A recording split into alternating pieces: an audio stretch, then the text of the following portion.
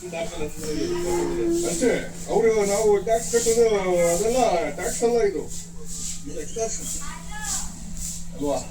Tax ತಗೊಂಡು ಕರೆಕ್ಟಾಗಿ spend ಮಾಡಿದ್ರೆ ಟ್ಯಾಕ್ಸ್ ತಗೊಂಡು ಸ್ಪೆಂಡ್ ಮಾಡ್ತಾರೆ, ಎಲ್ಲ ಅವ್ರವ್ರಿಗೆ ಸ್ಪೆಂಡ್ ಮಾಡ್ಕೊಂಡಿರ್ತಾರೆ ಅಷ್ಟೇ. ಜಾಸ್ತಿ ಆಗುವಂತ ಸಾಧ್ಯತೆ ಇದೆ. ಆಗುತ್ತೆ ಆದ್ರೆ ಅಷ್ಟೇ, ಗಾಡಿಗಳ ಮನೇಲಿ ಮಲಗ್ಬೇಕು ಅಷ್ಟೇ, ನಾವು ಇನ್ನೇನ್ ಮಾಡ್ಬೇಕು. ಜೊತೆ ಪ್ರತಿಯೊಬ್ಬ ವಾಹನ ಸವಾರರು ಕೂಡ ಈಗ ಆಕ್ರೋಶ ಭರಿತರಾಗಿರುವಂತದ್ದು. ಯಾಕಂದ್ರೆ ಇದು ಕೇವಲ ಪೆಟ್ರೋಲ್ ಡೀಸೆಲ್ ಮಾತಲ್ಲ, ಹಾಗೆ ಎಲ್ಲ ಅಗತ್ಯ ವಸ್ತುಗಳ ದರ ಕೂಡ ಏರಿಕೆ ಆಗಿರುವಂತಹ ಕಾರಣಕ್ಕಾಗಿ ಎಲ್ಲರೂ ಕೂಡ ಆಕ್ರೋಶ ಭರಿತರಾಗಿರುವಂತದ್ದು.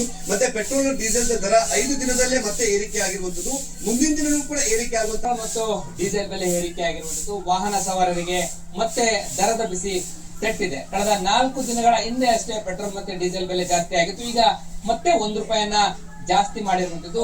ಇದು ಏರಿಕೆ ಆಗ್ತಾನೆ ಹೋಗ್ತಾ ಇರುವಂತದ್ದು, ದೊಡ್ಡ ಮಟ್ಟದಲ್ಲಿ ಸಮಸ್ಯೆ ಆಗ್ತಾ ಇದೆ. ನೋಡ್ಬೋದು 107 ರೂಪಾಯಿ. ಇಲ್ಲಿ ನನ್ನ ಬಲಭಾಗದಲ್ಲಿ 106.22 ಅದು ನಿನ್ನೆಯ ದರ ಇತ್ತು.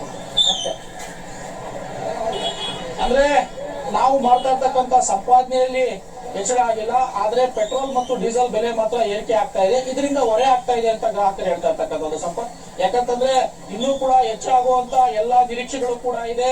ಯಾಕಂದ್ರೆ ಮೋದಿ ಅವರು ಕೂಡ ಈ ಹಿಂದೆ ಹೇಳಿದ್ರು, ಎಲ್ಲ ಪೆಟ್ರೋಲ್ ಮತ್ತು ಡೀಸೆಲ್ ಬಳಕೆಯನ್ನ ಕಡಿಮೆ ಮಾಡಬೇಕು, ಸಾರ್ವಜನಿಕ ವಾಹನಗಳನ್ನ ಬಳಸಬೇಕು ಅಂತ ಕೂಡ ಹೇಳಿದ್ರು. ಆ ಹಿನ್ನೆಲೆಯಲ್ಲಿ ಈಗ ಪೆಟ್ರೋಲ್ ಮತ್ತು ಡೀಸೆಲ್ ಬೆಲೆ ಏರಿಕೆ ಆಗ್ತಾ ಇರ್ತಕ್ಕಂಥದ್ದು ಎಲ್ಲರಿಗೂ ಈಗ ಒಂದು ರೀತಿಯ ಶಾಕ್ ಆಗಿದೆ ಸಂಪತ್.